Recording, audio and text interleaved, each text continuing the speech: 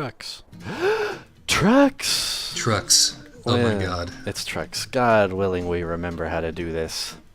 I mean, we're struggling against a number of differences. Like every piece of software that we use to accomplish this task has been updated or changed since the last time we attempted it, which meant that this was preceded by many minutes of finagling and fiddling. Yeah, So it with might any luck, have been this- about a full hour of setup there. Yeah, I think about an hour of finagling to get everything finagled enough to get you what is probably an approximation of what trucks normally is like. But here and we are. Of course, We're in Europe for old time's sake. We are indeed. We're doing it classic style-y. Oh, what's Uh-huh. the delivery? That we have to say that we're delivering okay. So we're about to see if we can see a yacht. Actually, you know what? Spoiler alert! I can already see in the rearview mirror that there's totally a yacht. That's got to be new. I've never fucking seen a yacht before. Let's It's get great in a to lane. dip into Europe and see what's evolved. Yeah, I wonder in what's the new. intervening time. Oh god, we've got a technical issue. God, now what? I can't get back in my cockpit. We're gonna drive like this the whole time. No, we're gonna stand by. Hang on, everybody. Hey, there we go. Hey. There, no problem at all. An hour of Elegantly, finagling plus an additional second or two of finagling to get everything nice and finagled. welcome to Trucks Season 3. This Oh my has God. been such a strong start. Well, yes, and there are going to be some differences in Truck Season 3. Exactly how many differences will depend on Josh's editing process here, but the major one is that I'm no longer in the cab. I'm currently in bed in Oregon, where I will remain for some time because I have a nasty broken ankle. So in addition to not being in New York in the same room as Josh, as has been our prior setup, I'm bedridden, which hopefully will not Hopefully remain the same for the temporary. entirety of season 3 of Trucks. Yes, let's hope so. So How we're could going an ankle injury? It's not gonna bedrid you for life. Let's, No. God willing, No, you're like Isaac's in gonna be fine. 4 to 6 months, not for life. Good Lord. That's a I mean, pretty- sorry, that's- 4 to 6 weeks, not 4 to 6 months. I was about to say God. that's a fucking serious ankle injury. Yeah, no, it's 4 to 6 weeks. And 4 to 6 weeks just sounds so much nicer now that I just said 4 to 6 months, Yeah, God imagine. But like, I'm gonna give you all the précis of what has gone down with me since last time we. Yeah, and me too. I've spoken to you only intermittently and mostly in the Trucks Discord. So Yeah, this it's like is kind of our J- chance to catch up as well. Josh and I have kind of taken a little lull with each other after sometimes after you go through a life change, you got to take a little break. But yeah, this is Josh and I renewing our acquaintanceship through the medium of Trucks. Acquaintanceship. Our We're deep, friends. We're friends. Our deep and true friendship. our dear No. dear friendship. Yeah, no. I don't mean to diminish that at all.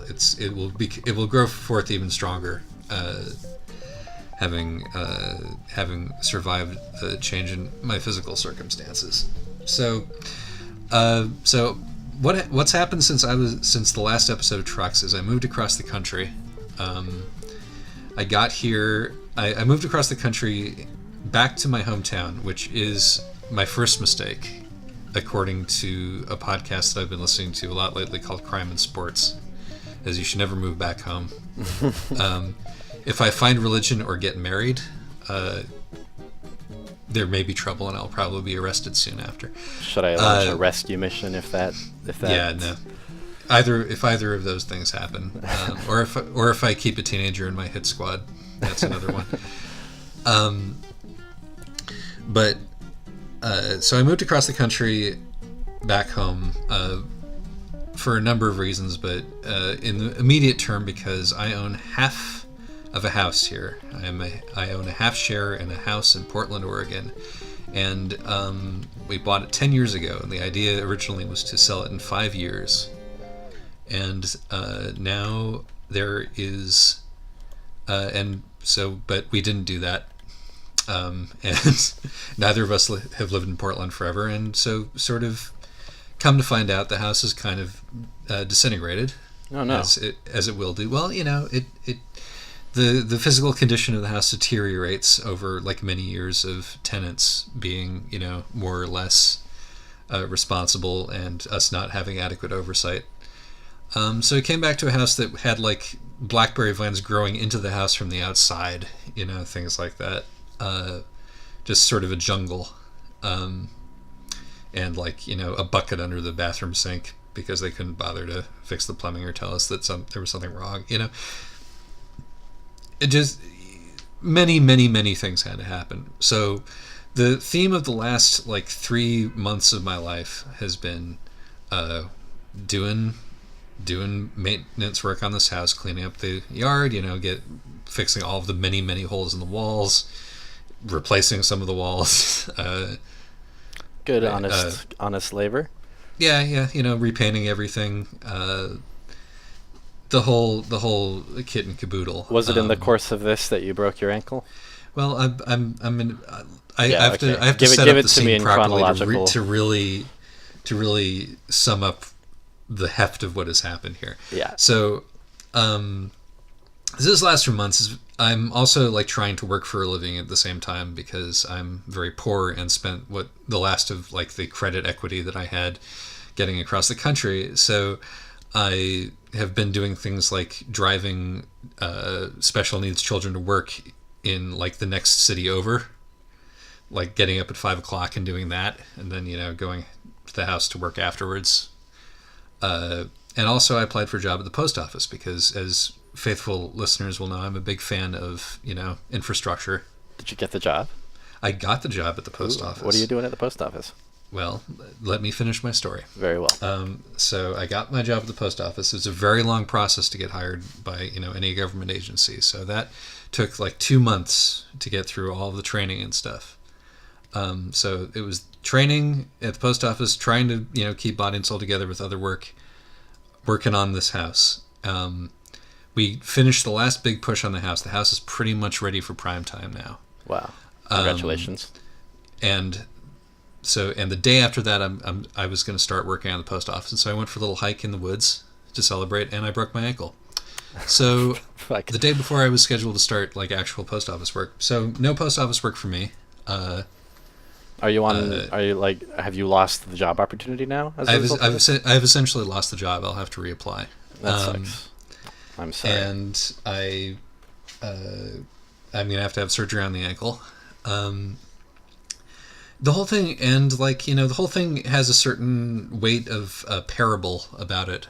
You find that like you, having put in like the utmost amount of effort to sort of reorganize your shit, to then be struck down at just the moment where you were beginning to arrive at like potentially positive returns. Mm-hmm.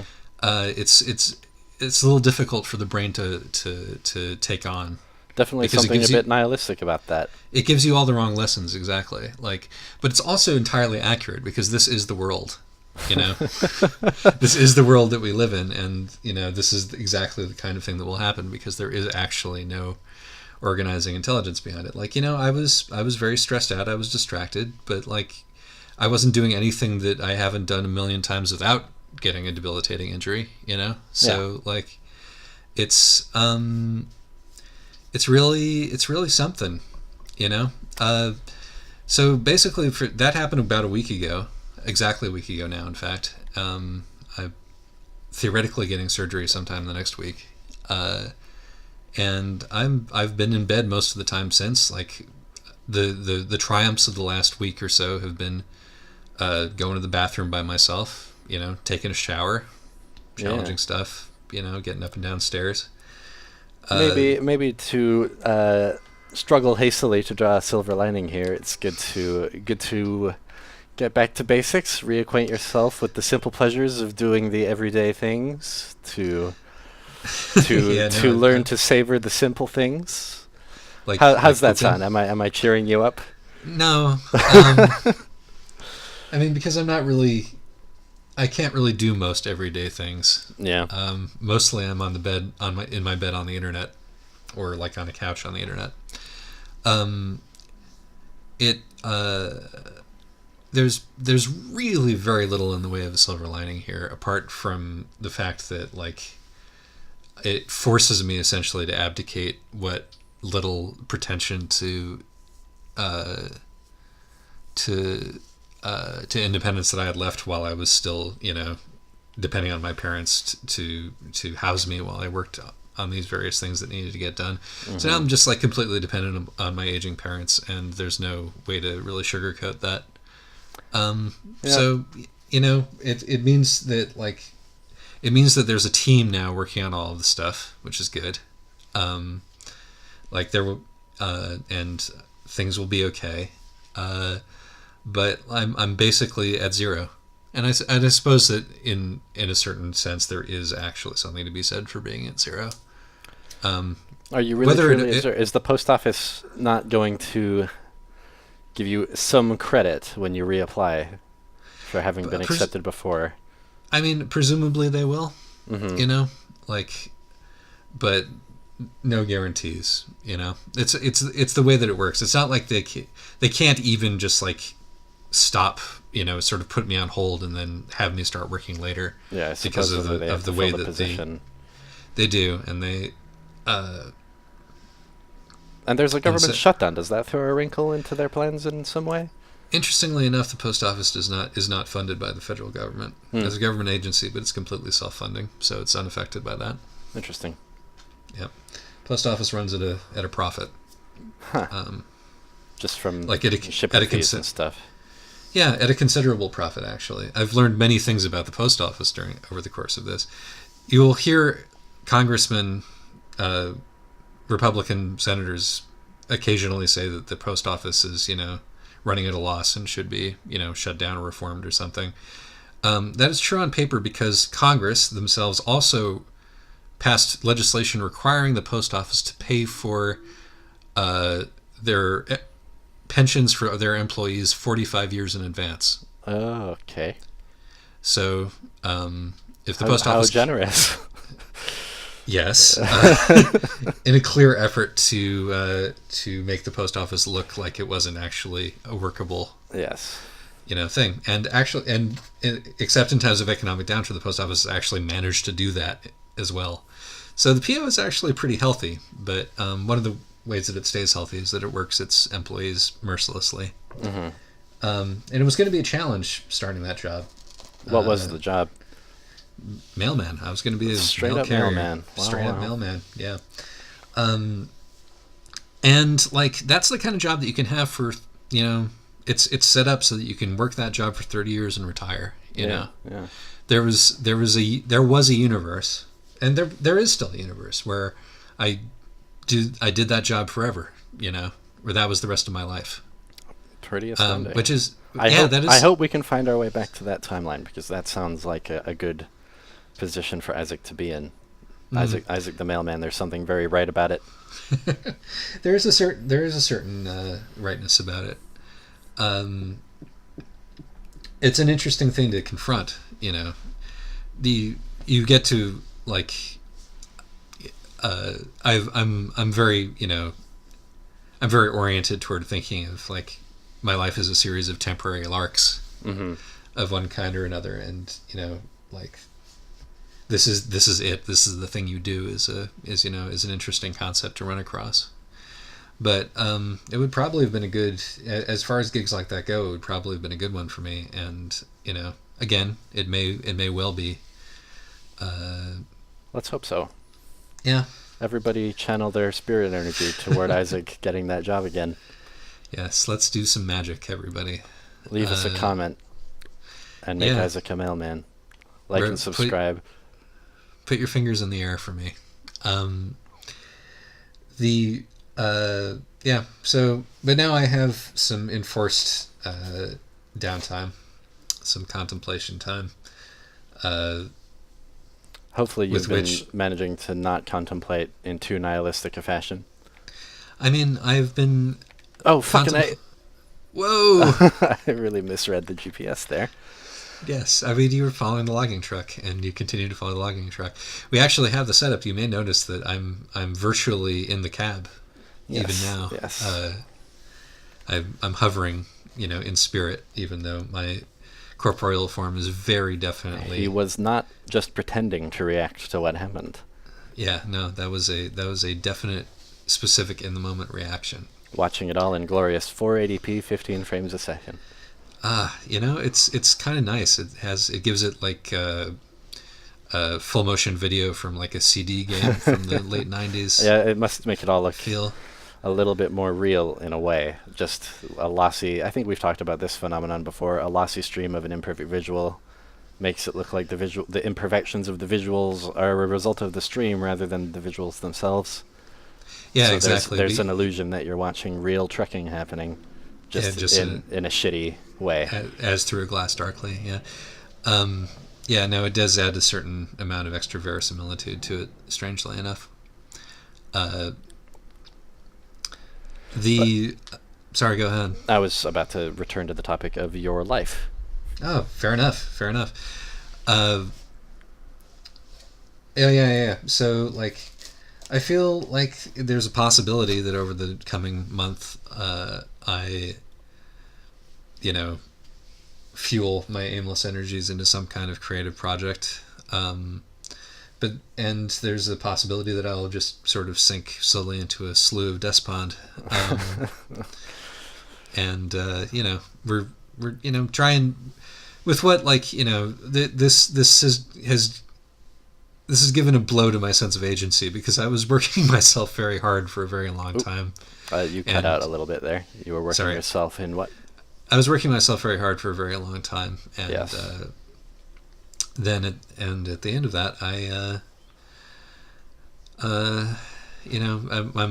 everything is saying you can stop now, and like, well, look, I just have to make sure that I don't stop myself too thoroughly. The creative project has already begun. We are doing it right now. There we go. This does count as an accomplishment, and it is an accomplishment that I can do without leaving my bed. So kudos to us for that. And speaking of us, what have you been up to, Josh? Well, as we touched on in the previous treks, my life has not been moving as quickly as yours, given your complete change of situation and my mostly being in the same situation. But, some things. The roommates are all shifting. We're in the process of moving Nick out. He'll be completely moved out tomorrow. No Nick? No Nick. God. Yep. That's a significant development. He's moving in with his girlfriend. There you go. Yeah, with his girlfriend's mom specifically, or yes. I haven't seen the place, so I can't speak to it much, nor should I probably. But yeah, no, that's probably pushing the bounds of trucks. He seems fully psyched about it, so we're all very happy for him. Man, fully psyched is pretty much all you can ask, particularly from a man who is, like many of us, prone to Hamletian wobbling around. Yeah. We are still in search of someone to replace Nick, unfortunately. Oh, that's a bit of an issue. Yeah, we had someone subletting the place, but they unexpectedly shorted us. It was someone we thought we trusted, but you know how it goes sometimes. They decided to leave halfway through the month and decided, all by themselves that meant they weren't responsible for paying the remainder of that month's rent or utilities. Holy mackerel! This isn't the guy who was in my room, is he? No. That dude is still here, and he's fine. And he's actually now in Nick's old room. Oh, okay. So my room was the domain of a jackass who was left you guys in the lurch. Who will go unnamed in this treks. But yeah, the lesson here is always sign a contract. Yeah. Was this a jackass of your acquaintance? Yes, it was. It was a jackass. Oh no, I'm so sorry. You'll have to tell me who it was when we're offline. I'm not sure if you ever actually met this person. Maybe briefly. Okay. They've been over, but yeah, always sign a contract, even if it's. Yeah, no, that's if the other sort of big, kerfuffle with this whole deal has been negotiating my relationship with the co-owner of my house, who we've always managed to do things mostly by consensus at this point. But as we near the end of this project, it has been like a very difficult thing to get us on the same page, and so get it in writing. I mean, it's good for the friendships. It's good for the relationships. It feels like it would be. It feels like you're doing a crappy thing in a way by getting a piece of paper to make sure you don't get screwed over by your friend, right? Like you feel like you're expressing some distrust there, but a good contract is mutually beneficial. Exactly. Like it makes everything explicit. It makes your expectations explicit. It doesn't allow anybody to fool themselves into thinking that they're so they're doing the thing that was implicitly agreed upon. So in that spirit, Isaac, here is the contract about our mutual responsibilities and expectations for this podcast. Holy shit! No, just. I mean, you have no idea how thrilled I would be if you presented me with one of those. Maybe we should think about something like that. But I don't know. We've made it work without one. Well, yes, but like. I think that we might have actually stumbled upon something that might be a good idea. It might be a good idea, to be honest. Because we've handled it very sort of ad hoc. Ad hoc breeds resentments because, and I mean, this is again a big story of my relationship with my co-owner. Is like ad hoc means that if something comes up, the person most adjacent to it has to take care of it, and if that means that a lot of things come up with the person who is most adjacent nearby, that person ends up doing the lion's share of the work and not necessarily getting the lion's share of the spoils. So even if that is inevitable, sure, you should have a rubric to make sure that is acknowledged, and in some way outcome is, I bet we could reflected. Give Isaac some more responsibilities in the truck zone. I wonder, maybe. Yeah, we'll talk about it off the air. Yeah, exactly. But other than all of that situation, it's been mostly still Joshtown here. Things are much the same. Cool. I visited home, which was nice. It was actually surprisingly nice. Monica and I are planning a trip to Europe. I don't know if you've caught wind of that. Oh, that's very exciting. Where are you going? For the first week, we are accepting an invitation from my dad's side of the extended family to hang out at a fucking hotel in Italy.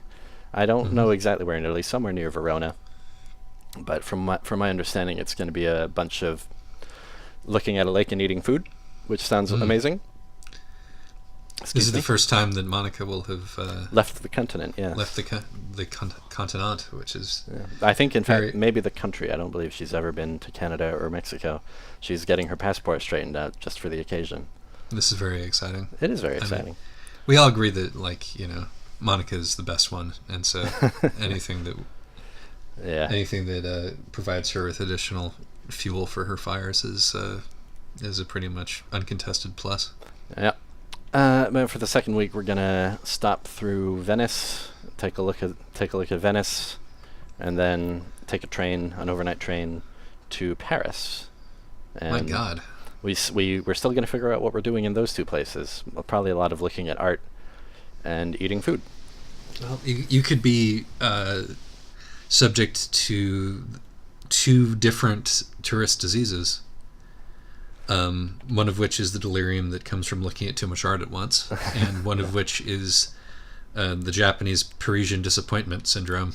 I visited Paris around 12 or 13 years of age, so I loved it. Your expectations have been set.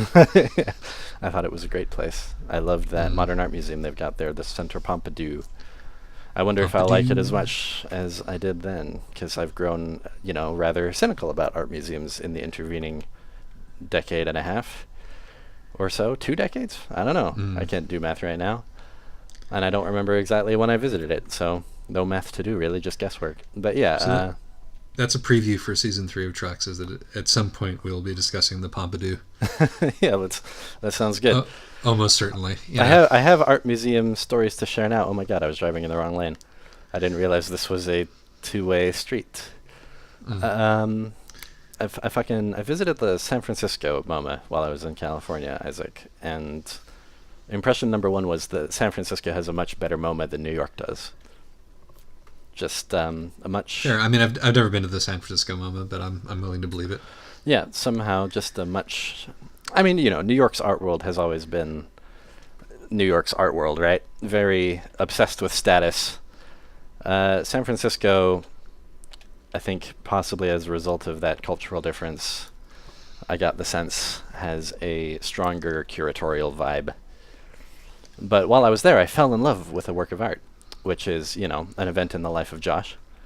Yeah, this is the happening that you were posting bits of, which seemed to involve some indie music and wandering around. Yeah, when I first walked into that exhibit, I got a sense that maybe you got watching those little clips I've posted, which was, oh god, this sounds like Fleet Foxes or something. Yeah. Like, what's this doing in an art museum? But let me break down what this thing actually is. It's called The Visitors, and it's by someone whose name I believe is Ragnar. His name's on the screen. It's an Icelandic name. My best guess is that it's, without looking at it right now, is that it's Ragnar Kjartansson. Fair enough. So we are within spitting distance of Randar Kjartansson as the name of this artist. Yeah, and it turns out that this artist's thing is repetitious performances of music. He's done a thing. These are not the two that I've seen, but he's done a thing with the grand aria at the end of a Mozart opera, just performed on loop live for 12 hours, including the costumed characters standing in the background, not participating, just standing and watching. Right. So this guy's ripped off Jay-Z essentially. It's really something. Another example is literally involving indie music. He got the National to perform their song "The Sorrow," or I think it's just called "Sorrow," for 6 hours straight in front of a crowd, like cheering. The crowd cheers as the performance ends every single time, and then it repeats, and they do slightly. They the instrumentation progresses slightly over the 6 hours, right? So they're not playing it in a robotic way. Yeah. But yep. I remember hearing about that, in fact. Yeah. I think that work is called A Lot of Sorrow. So I think it's important to note there's a humorous element to this guy's work that really that keeps it from being too severe. But I think he's onto something with this repetitious music thing. We've all of us who are into music have experienced the phenomenon where you either just are moved to listen to a song on repeat for a long time, or it just plays on repeat in your head, regardless of whether you willed it to. And the character of the thing just continues to slowly change as it goes, right? And I feel like that's a big part of what this dude is capturing. The piece I saw, The Visitors, is only an hour long, but it plays on repeat because it's a video installation. Sure.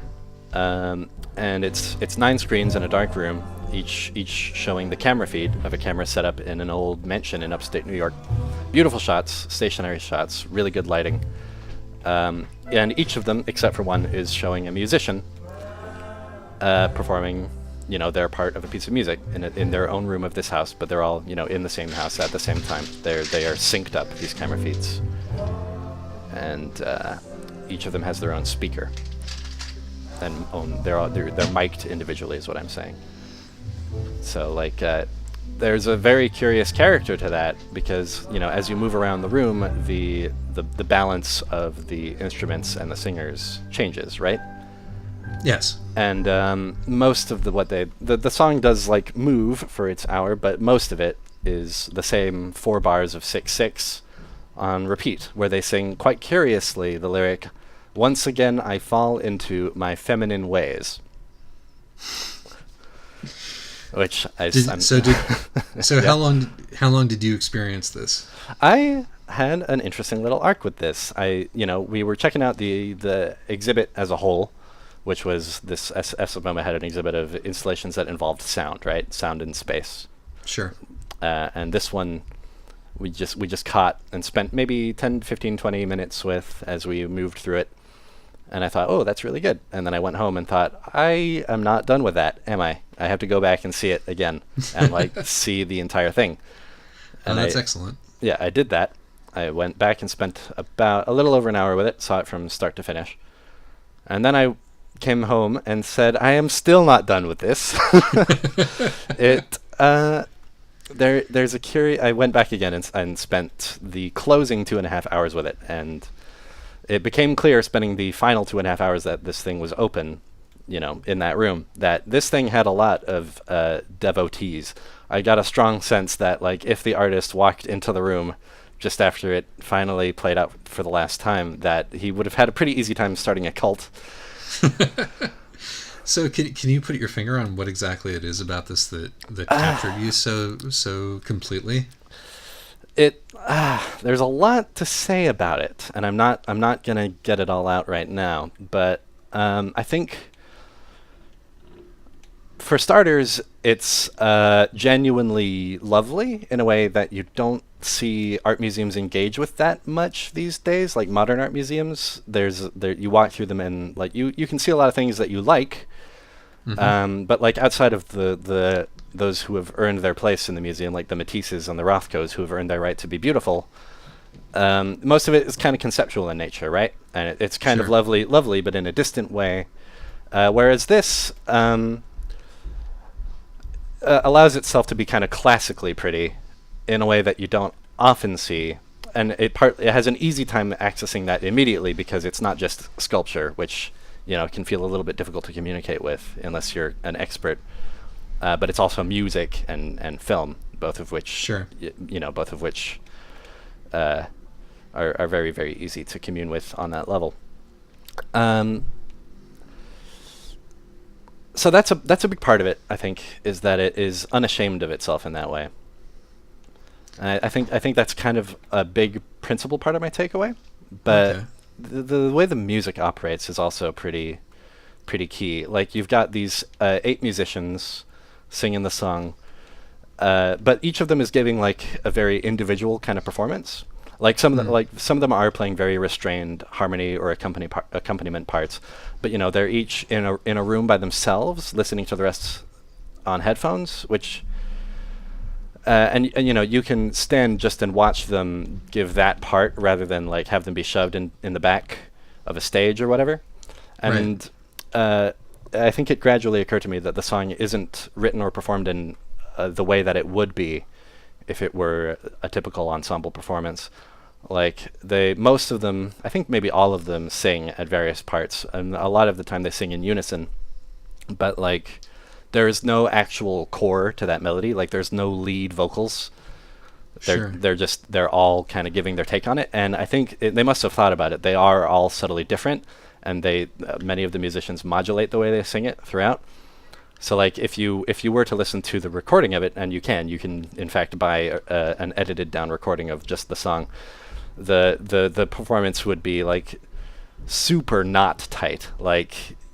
The timings, the very rhythms of the melody are differ from singer to singer, so it would sound like fall in 2-2-2. You know what I mean? Right. Sure. And that creates a kind of architectural element to the music, which is very fascinating to explore. And just simply, it's a very aching piece of music. It's a very straightforwardly pretty piece of music, which the piece invites you to spend a long time with, and it goes directly past earworm and into your long-term memory. Your long-term memory is being played with as you stand in that room and absorb it. It seems like it seems like a mechanism for Where the fuck am I parking? for short-circuiting your defenses, essentially. Yeah, totally. I had that cynical reaction when I first walked in, but as I continued to stand there, I was like, oh, okay. You know what I mean? Yeah. Where do you need it?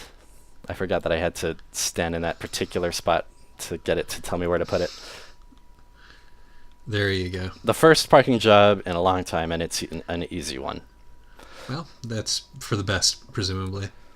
So yeah, it's the contrast of this trucks is that Isaac has lived life and done important things and had things happen to him, and I have just continued consuming media Well, the way it ought to be. Yeah, no, I've had very little time to consume anything of note over the course of all of this, and much of what I have consumed has been either bad or uninteresting. So it's good that you were picking up the slack on the conceptual art front, because I certainly didn't consume anything more interesting than like anime and podcasts over the last 3 months or so. It left a big impression on me, and I'd recommend anyone who gets a chance to see it wherever it ends up next make an attempt if they have the opportunity. I think it's in Cincinnati next, so anybody in Ohio, keep an eye out. And truckos, be of good cheer. So this is Truck Season 3. We didn't talk about the new YouTube channel or any of that in this video. Nope. Maybe I'll perform some again, editorial stuff to make things a bit more clear for the viewers about what's going on. Could very well be. This is the getting reacquainted video, and other elements may be added in post. Yeah. Any final thoughts? It's good to see that the parking is I've just lost as much of a struggle as I've lost whatever as it I used had. to be. Well, it's nostalgic, It's like, this would have been an easy one once upon a time. Okay, what I need to do is drive further out. Mm-hmm. Just think about it, Josh. Don't go on autopilot here. You can do this. Part of my post office training involved learning to drive large vehicles. I mean, Ooh. not as large as the truck, but certainly as cantankerous in some ways, and learning to like parallel park and back into stuff in those big old vans and such. The independent movement of the trailer is definitely the bugbear here. The size is one aspect of it, but it's that fucking trailer, man. Mm-hmm. What a beautiful boat. It's like, the thing about, we talk about the job of a truck driver, but I think that one of the things that that is not entirely captured by this is the feeling of doing something for a living, which is at all which contains like terrible, expensive disaster as a possibility within it, basically 100% of the time that you're doing the job. Yeah. Which becomes a Fuck. I think that's a feeling that is unlike other feelings, and it's something that is worth exploring as part of the trucking procedure. This is beginning to make me upset. Oh, really? Come on, that was so good enough. It was a tiny bit crooked. You got to get that boat right where that boat's going. It's so hard to get it just perfectly straight. I mean, so it can be like, I don't know why they care. This looks good. This looks good. It's not. Come on. No, it's gonna be good. It's not. Are you shitting me? The classic trucks. What the fuck? I can't wait. I can't wait for the moment of despair. When's the moment of despair if not already? Wait, was that it? Yeah. You had it for a half second. I saw it on. Oh, that's where they wanted it. What the fuck? What, the button prompt? The button. Oh no, the button prompt isn't bound, Isaac. We're we're stuck. All right, you know what? We're gonna treat the audience to the options menu. This is now a part of the process of parking. What could it even be? What would this even be called? There's so many buttons in this game. Press a button on the keyboard. Why is it unbound? It's normally enter. Okay. Yeah. No. What the fuck? I mean, this is the deal. You struggle back to your feet. It's not activate, which is currently bound to enter. Fascinating. What if this is the way it is now? What if this is forever? What if we can't end an episode of Trucks Yeah. because of mystery key binding? Like, I feel confident that at some point we can figure this out. I can't. It's not any of these. Other than activate. You would think so, right? Oh my god.